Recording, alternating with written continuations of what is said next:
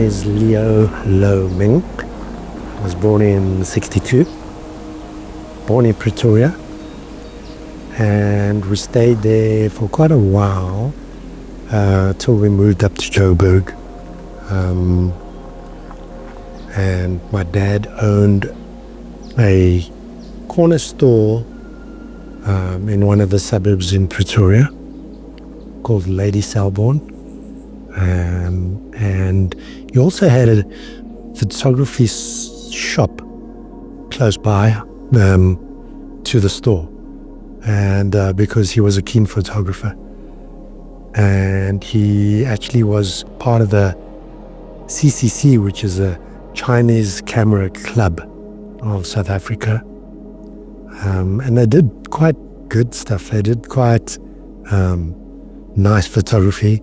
They went on excursions out the country, within South Africa, maybe Lesotho and down to the coast, or maybe to the Mozambique side, or to a southwest side.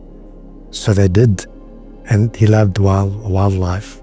So he did a lot of shooting wildlife. I remember I still have some of the photos, some black and whites. In fact, I must show you sometime. I think you'll appreciate it. But they used to send these photos. It's quite difficult because they couldn't enter competitions locally because they were Chinese. They used to send these photos overseas, like to Rio, to Europe, to France, to Australia, and then wait, and then enter the competition like that, and then wait for results like 2 months later. And they would be, as I say, they would be quite successful in those competitions. And then they would gather and look at how they did or how they didn't do, or critique each other's photos. And every week they would gather. Yeah, and because they were restricted in South Africa to maybe go out and kind of shoot buildings, or people would say, what are you doing here, first of all? Can I see your ID? And why are you not filming, but why are you taking photographs? Because it wasn't a happening thing in those days. So that was quite an interesting story in itself. So because of that racism and apartheid era. And then one of the things, looking back as well, bringing back memories, was maybe not all clubs would be okay with a Chinese person joining. So you'd have to also, out of the few clubs, you'd have to find a club that you were comfortable and that they were comfortable with you. At that time also, so when I moved up to Joburg, was when my interest sparked with martial arts and Tai Chi, because my father was involved with Tai Chi. He trained Tai Chi, and I remember at one time the Chinese group, as small as they were, they did things. So they brought over this Chinese master who taught at the Chinese school, and they gathered there to be taught by him. And that's when I was invited by my dad too. When I was probably about 7, 8 years old at the time, and said, come, let's do some Tai Chi. And that was my first official class and introduction to Tai Chi. It was very strange, didn't really know anything about it, but it was this gentle, slow-moving art where everybody was just in tune with each other, and they were just moving a mass, and it was almost mysterious as well. So that was my introduction to that. Only at a later stage, during the Bruce Lee era, and watching his movies and going every Sunday to the movie house and watching that, that got me kind of into martial arts and fighting, and that's what every boy kid wants, I guess. It's like, wow, that's fantastic. I want to do that. During that era, I was like, yeah, this is very nice. I want to do that. Little did I know that it was not only, or maybe not about fighting, but it was more fighting something else deeper in you. But that took some time, which it's part of the journey. When you start off and you learn the techniques, and it's great, and you have fun, you get fit, you get to meet people, you get to be disciplined by your instructor, you get to learn and understand what discipline means, you get to be exposed to maybe also another culture. That was also interesting. So if you know martial arts at all, different countries and have different cultures within the martial arts. So, for example, Muay Thai has their own culture. Before the fight, they have a ritual and they have a prayer to their gods or to themselves. Japanese have a different way, let's say, a method of doing it. They might have it with more a Zen side, coming from Zen Buddhism. They might have it more silent and have a slight calming down meditation before starting their practice and after ending their practice, as a way of coming back, getting into and then coming back into reality. The Chinese have their own way as well. The Chinese are more, I'd say the Chinese are more informal, whereas the Japanese are definitely more formal. So they have definitely a very structured way of having their syllabus and teaching the syllabus. And that's how the belts came about. Because previously, when they taught or trained karate or martial arts, it wasn't in the East. There wasn't a belt system. It was just, okay, let's train. We're doing this today. We're training.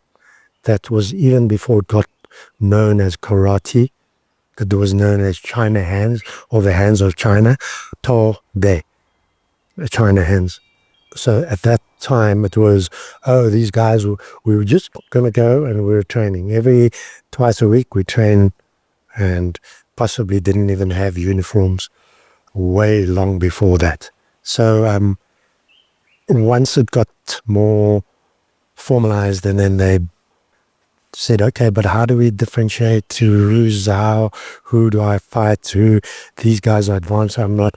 So then they started bringing in more structured ways of representing people who were maybe beginner, intermediate, and then they brought the kind of structured and the different katas. You only learn certain things for beginner, only learn certain things for intermediate, and so on and so on.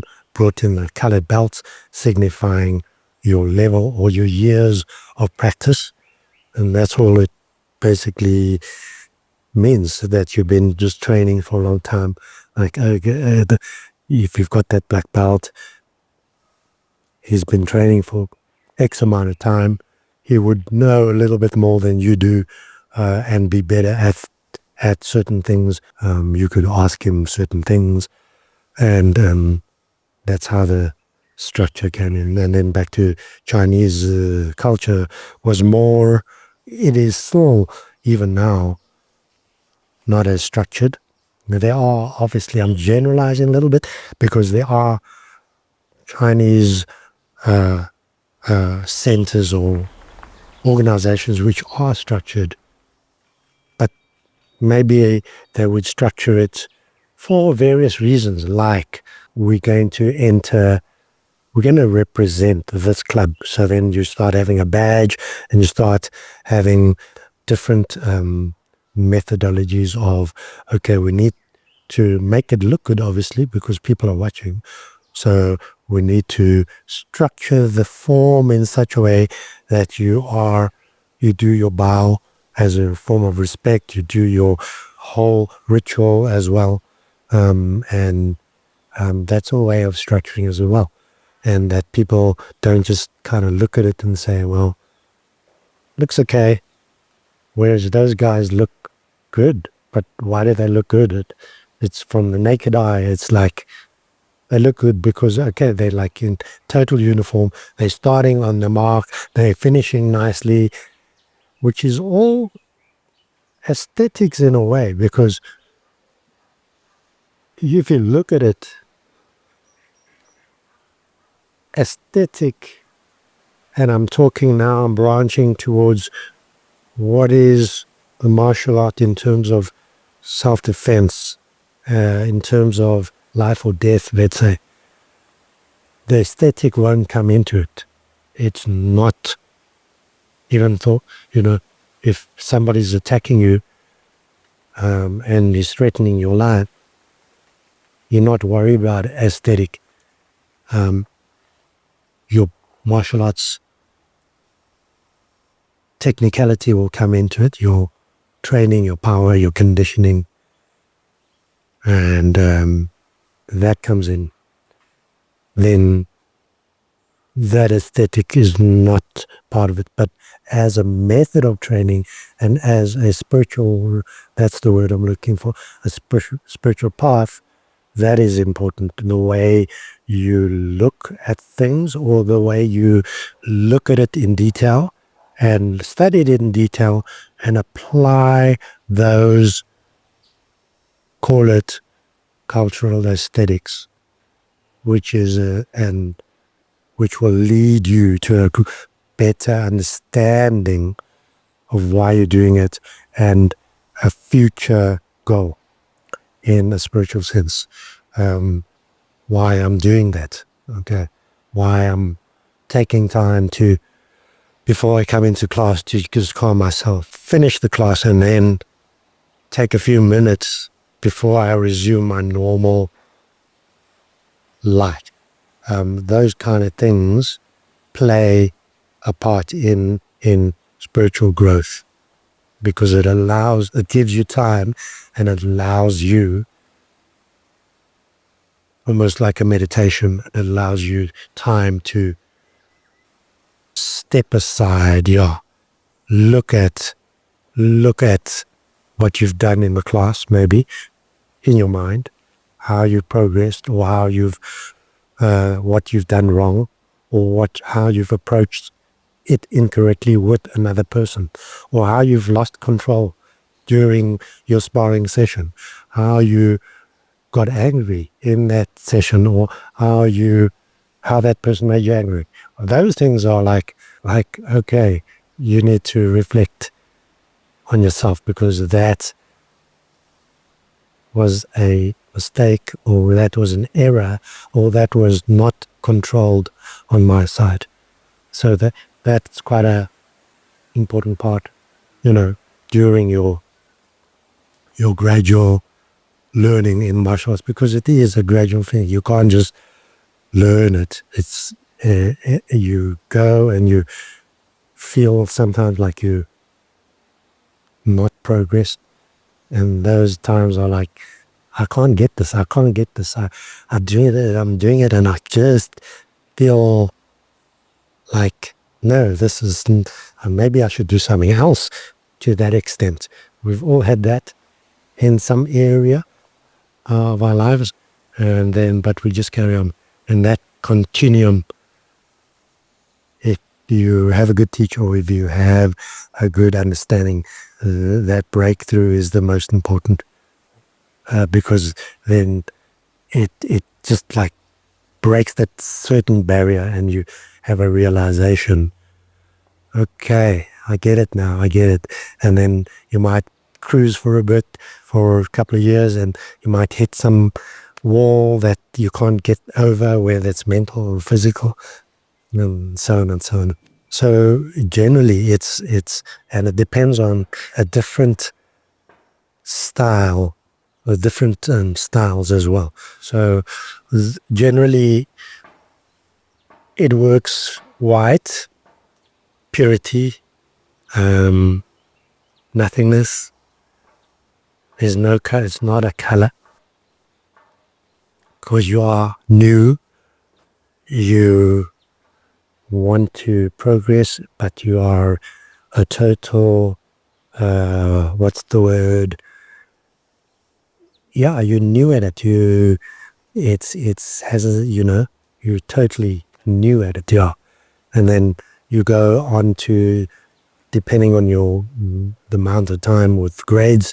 I know Taekwondo, or let's say Jiu-Jitsu, has shorter amount of color belts before black, but they have a longer time between grades, and to achieve those grades are as hard as, let's say, we have white, yellow, then we go to orange, then green, then blue, then purple, then maroon, then brown, then black.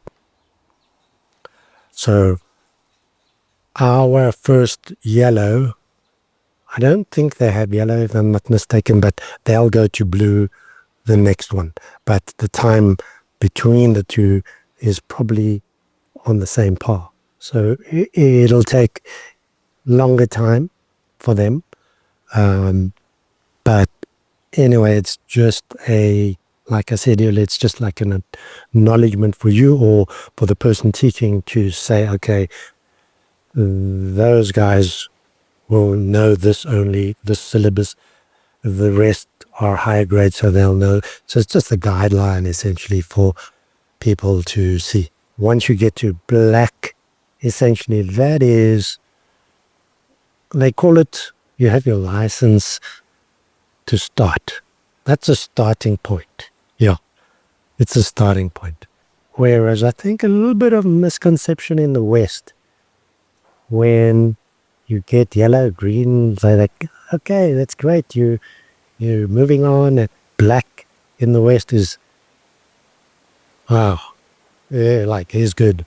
Whereas essentially he's just starting now. Now he's got the certificate to say you have achieved a certain amount of physicality, spatial awareness. You've achieved your, your katas, your forms, and you have a certain understanding now on the journey. And here's where it starts. Now starts the hard times. The harder times are the hard times. Because now you're going to get pushed. Now you're going to have to push yourself even more. Now those are obstacles that I spoke of. Now there's going to be tests, and there's going to be that voice in you that says, I can't do this. Maybe I must give it up. What am I doing here? All those are the voices that can help you a lot.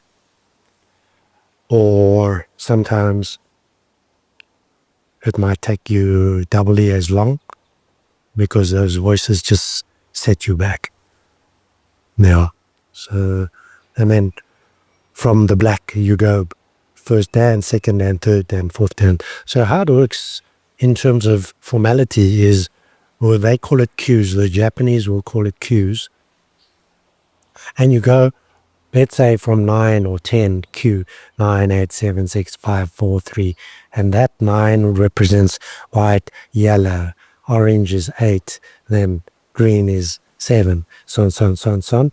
then you get to 1, and then you get 1, that's black, and then you get the Dan.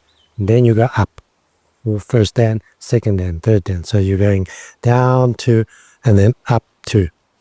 And that's, again, also a representation, I guess, just to show maybe that this is how they work anyway.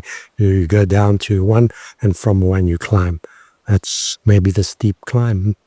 And every year it takes longer time to get the Dans and so on and so on. The 10th would be the highest Dan grade. And, probably by the time you get to, depending when you started, by the time you get to 5 or 6, 7, you're in your 60s or 70s, and 8, 9, maybe you'll be 80s.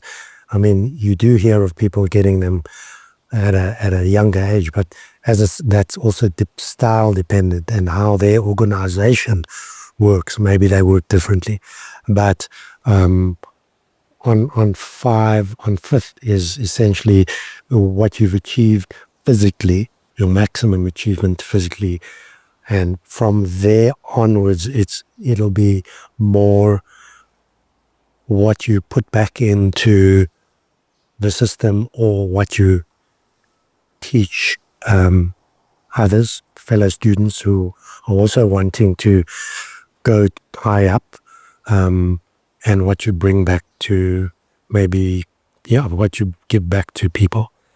So it's, in a way, and if I can call it, an honorary belt. But obviously one has to delve into another area and work at that, and how to uplift people and the system. And so it's quite a large endeavor. Totally. It sets you up, because by that time, hopefully you would have learned other things, like your things that, are just would be ingrained in you, and bringing it into your lifestyle, which is what I try to do, bring that into my everyday living. So bringing all that discipline that you learned, or your maxims that you learn, your effort, etiquette, self-control, discipline, all that into whatever you do. And that's a thing for me that's great, because it's not, like I said in the beginning, it's not like how hard you can hit somebody. It's more how hard you can overcome a certain struggle, because that's going to come at various stages, definitely. And if you don't struggle, you probably won't learn much.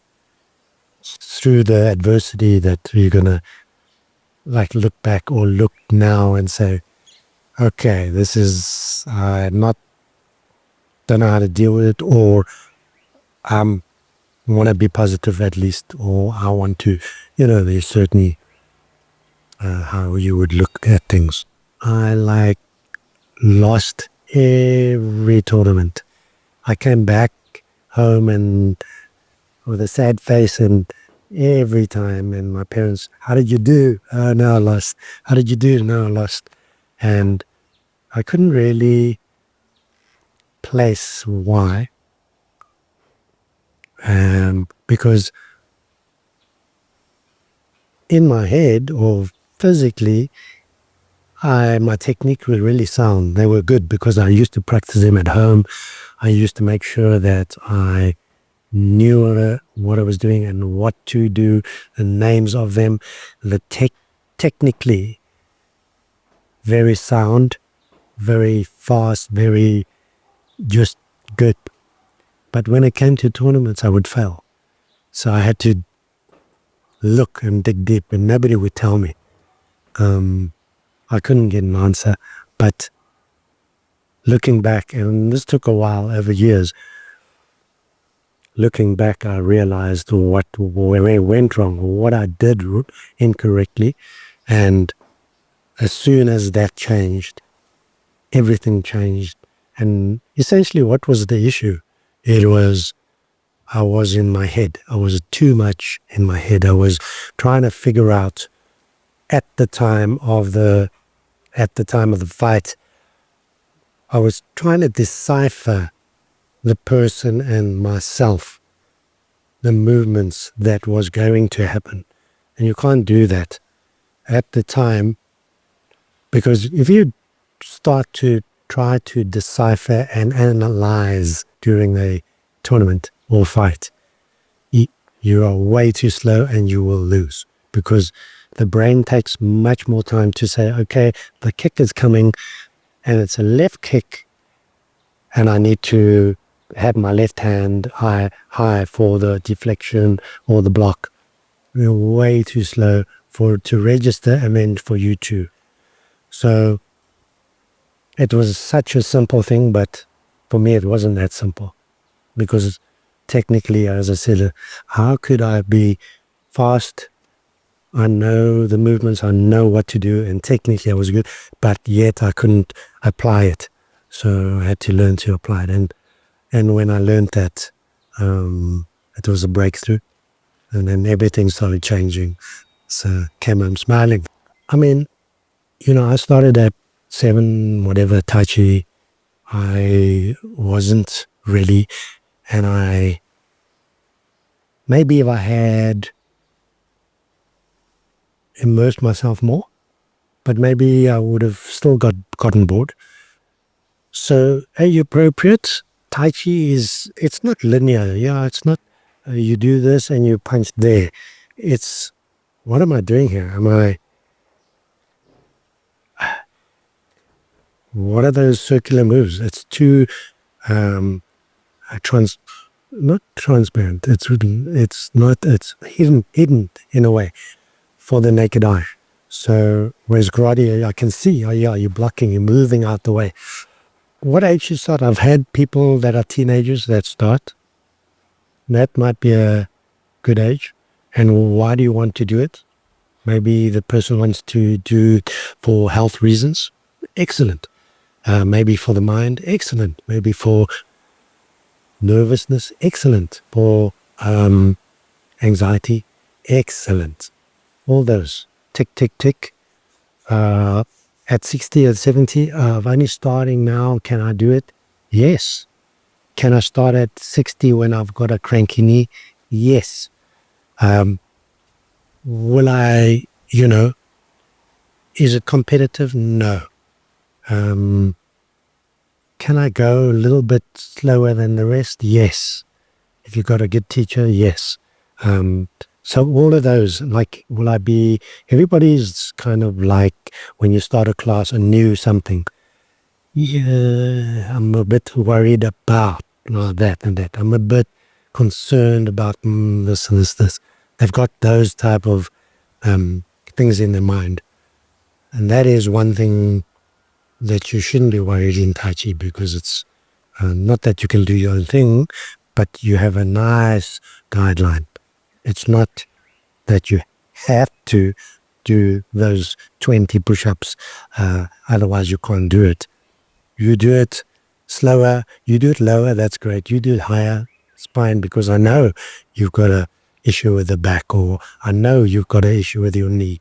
So, and I know you are 67, he's 80, and I'm not expecting them to do anything like that.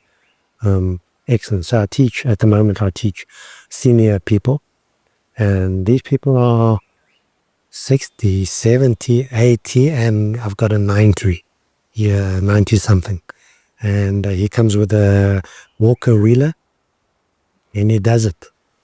So what's his excuse? He's coming with a wheeler, like, you got 2 feet, 2 hands.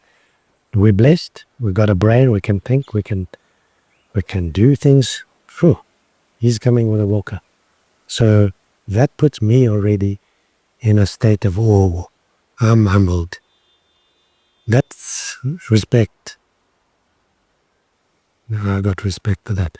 So yeah, 60, 70, 80, 90, it's never too late. In fact, the older you get, the more probably people need it. I'm saying generally everybody needs it. The more, because the decline of, as we know, spatial, maybe your tightness starts to set in, arthritis starts to set in. Now you're not flexible anymore. That's what you need in order to make those hinges and those joints more loosened. You need to do that more. So for me, Tai Chi, if you ask me, what's your favorite? What's your most, what's the word should I use? What's your favorite, or what's your martial art that you can do till you're 90, till you're 70? No doubt, I would choose that. It is like that. So the way I almost structure it is, when we start off, we warm up gently, we loosen up, we stretch, we do what we call Qigong, which we haven't really touched on.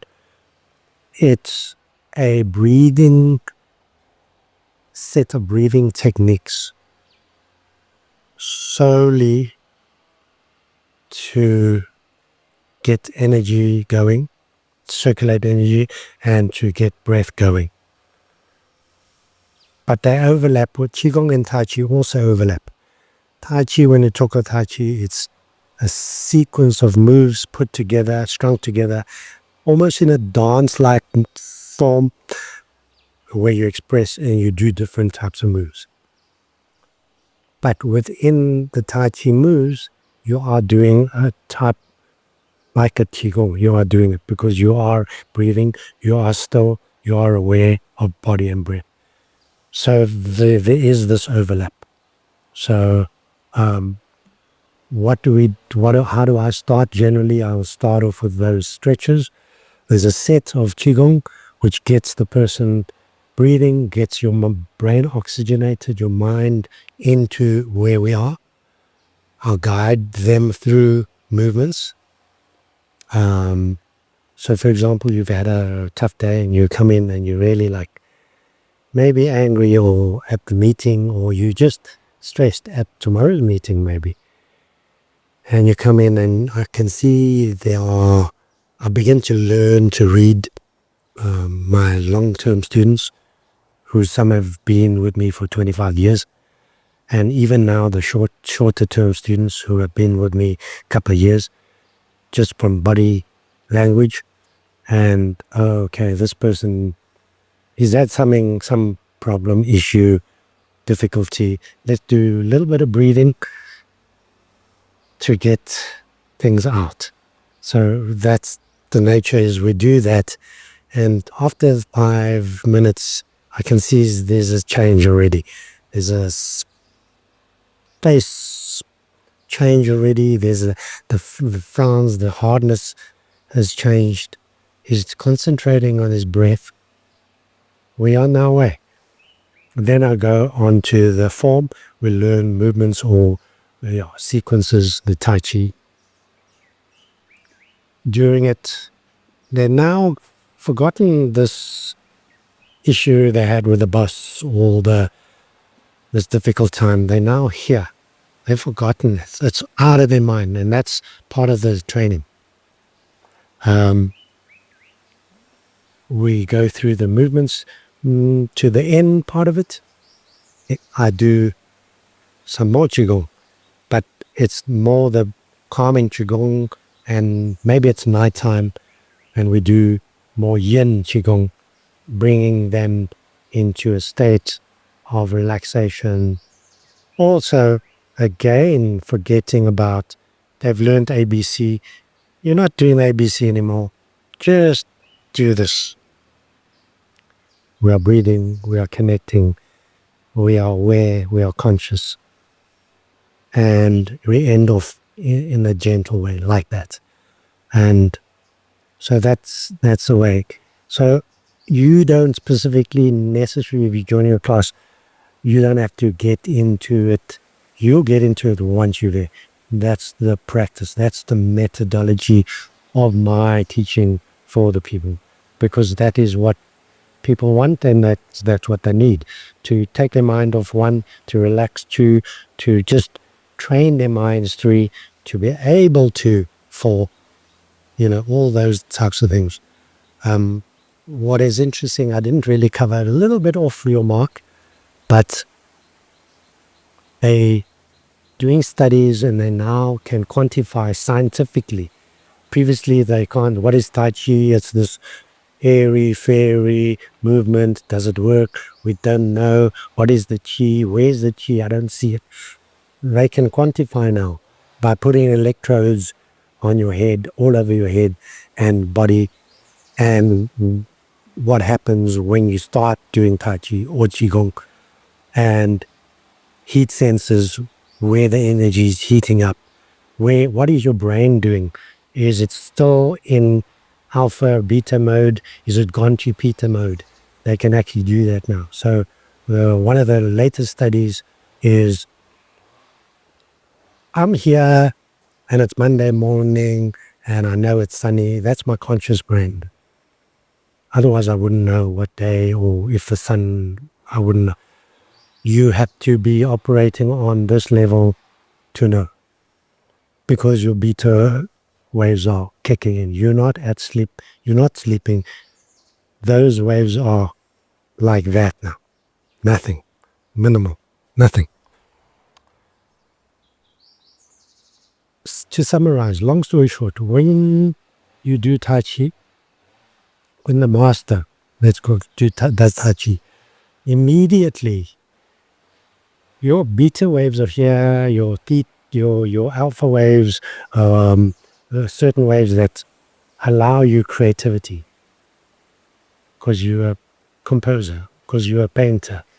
You can't just go and paint. You have to, like, okay, what do I do? What am I feeling? What am I writing? What note? What music? If there's noise, you're not doing it because that noise distracts the certain waves, or you're not in a place where those waves are coming up. You go to a quiet place, suddenly you relax. Suddenly, let's try this piece. I'm playing amazingly. Let's keep it. Why? Because the creativity waves are up. Now you start doing Tai Chi. You breathe in.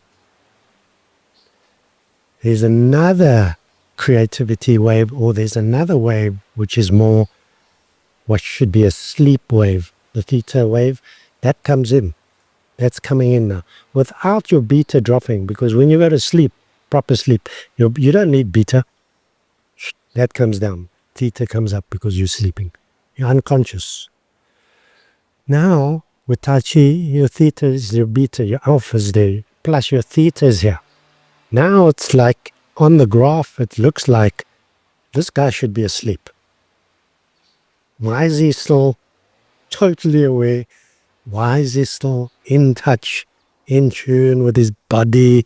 He is breathing. He's fully aware of where he is, what movement's taking place, who's next to. He's that aware.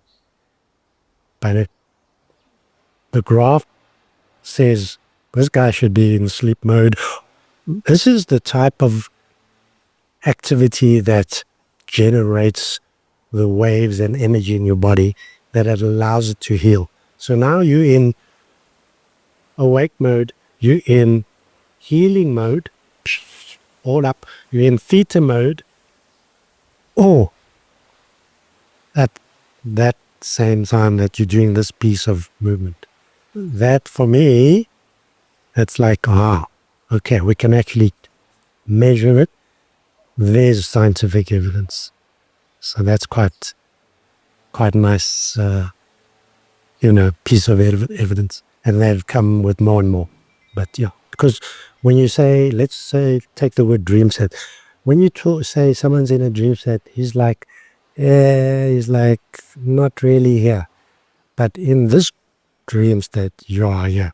You are fully aware. That's the difference. And what you're saying is, yes, when you go to sleep, that's when you heal. One, that's when you repair as well. Because let's say you're doing gym, your muscles are sore. That's when repair takes place during the sleep, and maybe afterwards if you're taking your shakes and this and that. But part of it is that state where the body you have allowed the body, or the body isn't in that state where it can repair, because you're not busy now. You're not like, you're not still doing, because you can't repair in that state. You can only repair when it's a right time. And the right time is at a state of rest, peaceful rest, even better. And peaceful oneness rest, even better. And, so sometimes we sleep deep and we feel good, but sometimes we sleep deep and we don't feel so good because maybe the mind's still active and you are active. Maybe you wake up at night, and that active phase is an interesting part, because the brain hasn't learned, and brain has not learned how to come down, how to switch off. And most of people, humans, have great active state, but they can't come down. Animals, when you watch prey, lion, cheetah, whatever, leopard, he stalks, that's all he sees and he wants, because it's survival. There's nothing else that bothers him. So his oneness is very intense. He gets the prey, he eats, very nice. He goes under the tree, chilled, sleeps. He's got it is no like, when's my next meal?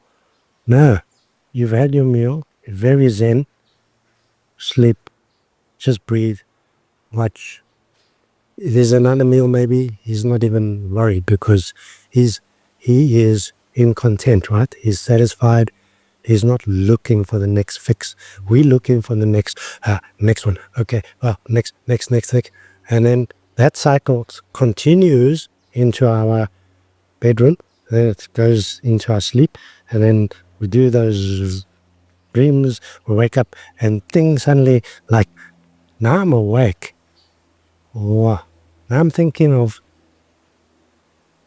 whatever happened yesterday or today, this morning. Now you can't get back.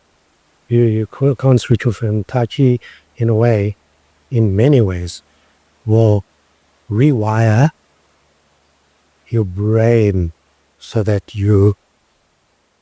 when everything's up, it's up. When everything's down, you can almost, I want to say, consciously bring everything down.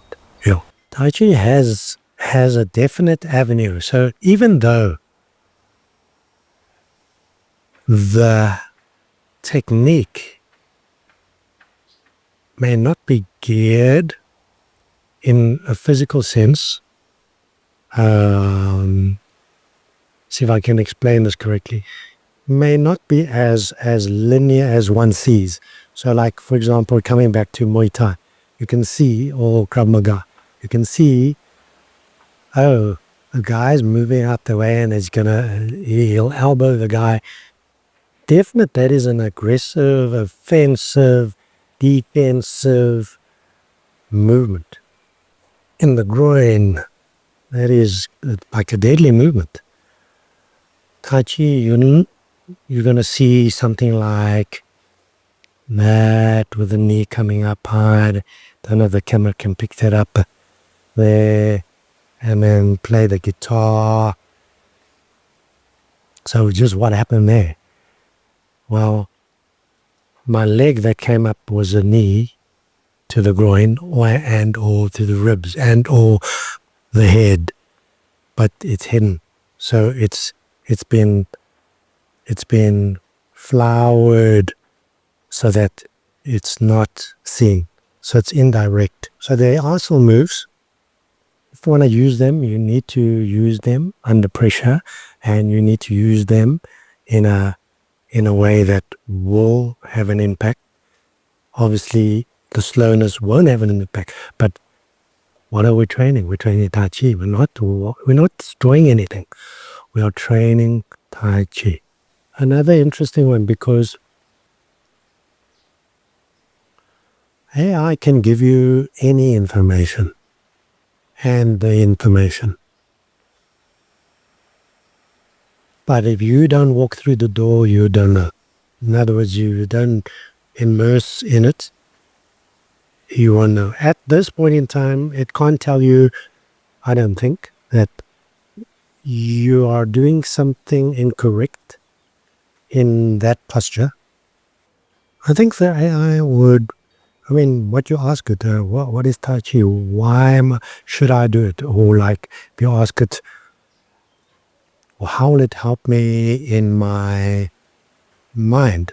How would it help me in my body? How will it help me to attain a oneness, a spiritualness, a calmness? All those, it'll answer you probably correctly. It will. What do I feel now?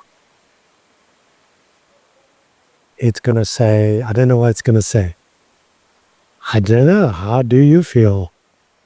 I'm thinking of those robots that they just recently had, I think, with Tesla, and that they were pouring drinks on it. Wow, what's your name? You can have a conversation with it. Cool. But what you can't probably do yet, they can't probably do yet, is correct you on your movement. Like if I'm doing something and it's a little bit out, they can't say, it looks like you're not yet, maybe later. Maybe they'll analyze again your structure and say your shoulder's a little bit high, or it's endless essentially, because it's if they start doing that, I don't know what to. Then we'll have a robot teacher at home, and but still a but. We'll never get to a place where the robot says, "Oh, I see you are at one now. You're at peace. You're tranquil." I could be wrong. Maybe at a later stage they stick insert some chips, and that monitors your whole system. Maybe monitors like the watches now, but that can go further and monitor your brain activity. Maybe it can measure the current beta, theta, alpha waves. But will it be able to say to you, the state that you're in now this is the state of oneness and you are here? Don't know. Just a question, food for thought. But there are robots now that can do, there's a technique that we do in Tai Chi, and it's push hands, or you connect with somebody via the palm, and you do a slow rhythmic movement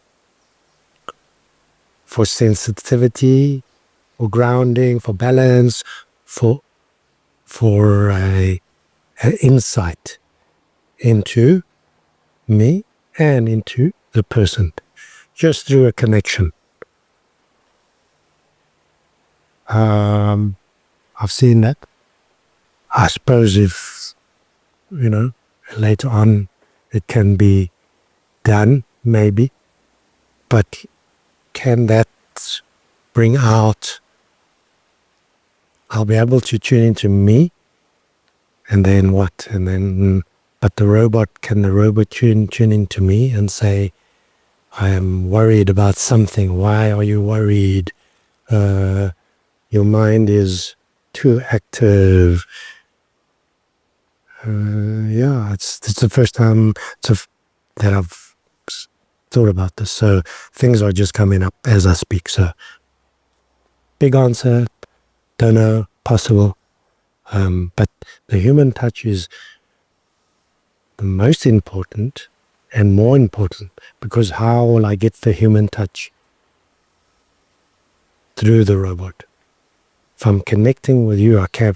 Connecting with the robot, where is there a sense of feeling, emotional feeling, understanding, energetic? It's a digital energy. I can't tap into it.